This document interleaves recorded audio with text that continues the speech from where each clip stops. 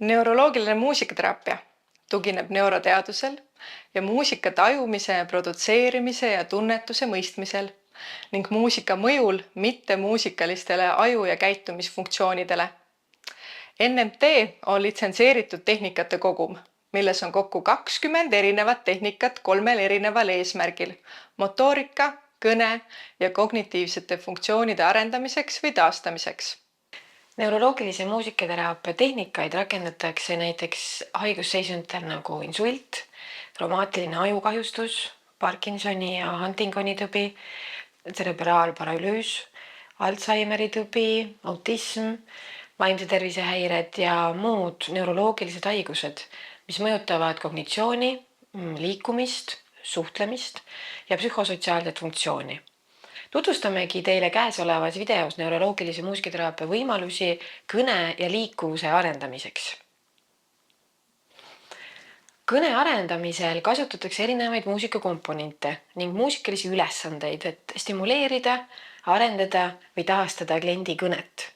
Näiteks läbi mälu aktiveerimise, lauldes kliendile varasemast elust tuttavaid laule, treenime nii kõnelemisel kasutatavaid lihaseid, kui aktiveerime ajus mälu.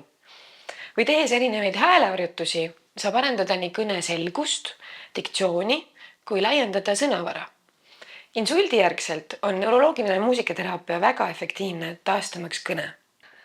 Videos oleval kliendil on diagnoositud raske motoorne afaasia, mis tähendab, et inimesel on kahjustatud kõneproduktsioon. Samas kui mõistmine on sageli suhteliselt säilinud.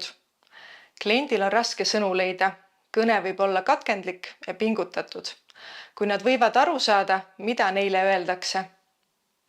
Ombreks tehnika võib siin olla väga kasulik, eriti kõnehäirete puhul, näiteks düsartria või afaasia. Kuna see toetab hingamise, hääle ja oraalmotoorika taastumist muusika ja struktureeritud heliharjutuste abil. Motoorse afaasia puhul võib esineda ka hingamisprobleeme, mis raskendavad kõnet. Ombreks tehnika aitab tugevdada hingamislihaseid ja parandada koordinatsiooni hingamise ja hääle vahel. Teeme alguses pika hingamise, paned huulte vahele. Hingad ninakut sisse ja välja. 1, 2, 3, 4, 5, 6, 7, 8. Hingad. Lühike, lühike, pikk, jah. Lühike, lühike, pikk, 2, 3, 4, 5, 6, 7, 8. Kui sa peaks tegema ilma meloodikata, hingad ninakaud sisse, kuidas see käib? Hingad ninakaud sisse, ilma meloodikata, hingad ninakaud sisse. Ja nüüd välja. Ja välja. Suukaud välja. Ja. Ja suukaud välja. Just, ninakaud sisse. Ja välja. Väga hea. Ja nüüd kui oleks see lühike, lühike ja pikk, siis kuidas see oleks? Ning läbi laulmise ja vokaalharjutuste aktiveeritakse need piirkonnad, mis osalevad kõneproduktsioonis.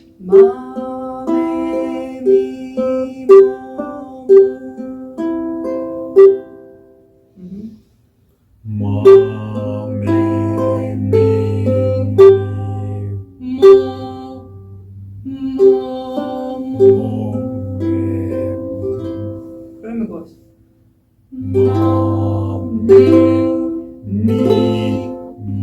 Melodic intonation therapy ehk MIT on üks kõige tõhusamaid tehnikaid raske motoorse afaasia korral.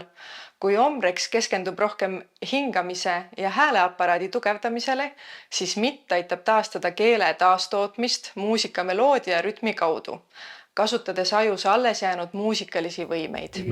Ja, tuleb meelde. Meil oli.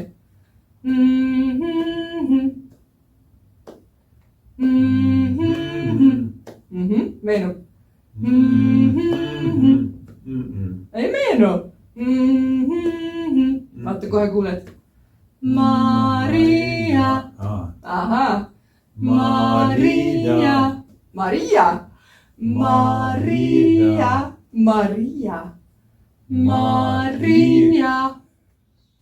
Raske motoorse afaasia korral on kõneproduktsioon väga piiratud. Automatiseeritud väljendid näiteks tere, jah, ei, aitäh võivad mõnikord esineda ning sõnade tahtlik esilekutsumine on äärmiselt keeruline. Mustim tehnika kasutab tuttavaid meloodiaid fraase, et stimuleerida mälu ja automatiseeritud kõnet aktiveerides ajupiirkondi, mis ei pruugi olla kahjustatud. Maria, Tubli. Maria, Maria, Maria, Tubli.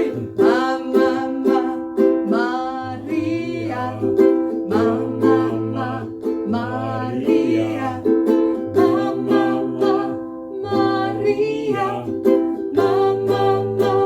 Maria. Hea töö, super.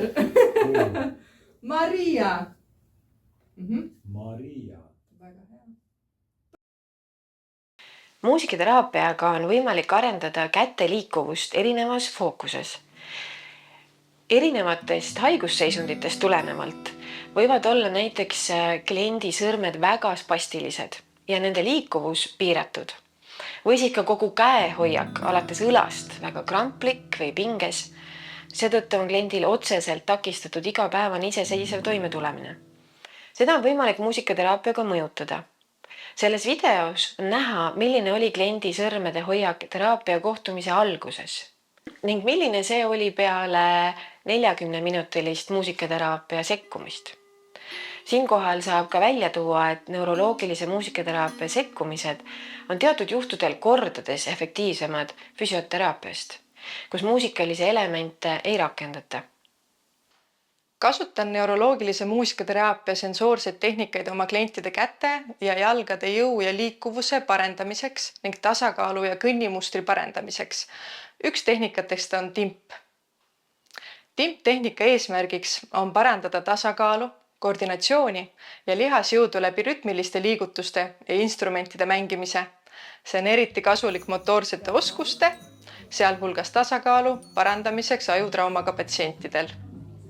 Harjutused võivad olla näiteks istudes või seistes, sobitudes patsiendi tasakaalu tasemega.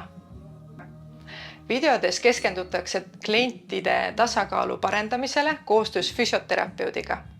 Koostöö neuroloogilise muusikaterapeudi ja füsioterapeudi vahel on hädavajalik, et tagada ohutus, motivatsioon ja tõhusus ning saavutada kiirem ja stabiilsem funktsionaalne taastumine.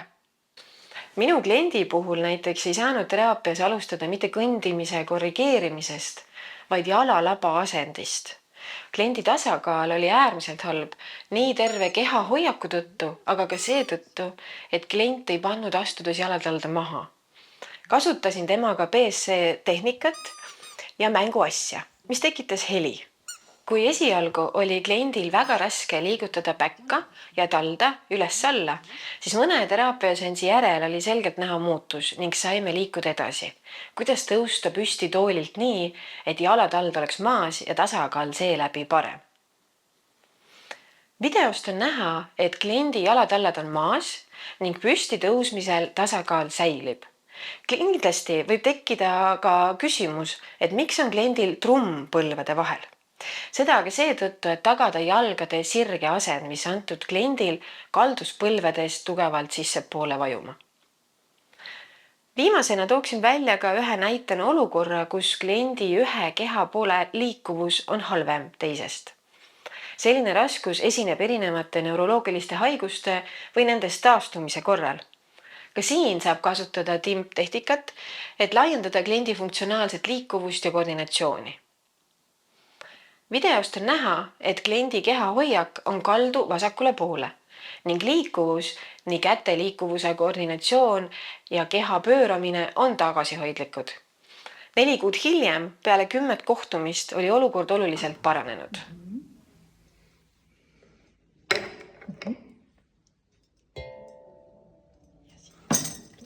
Jagasime teiega ainult väga väikest osa NMT võimalustest.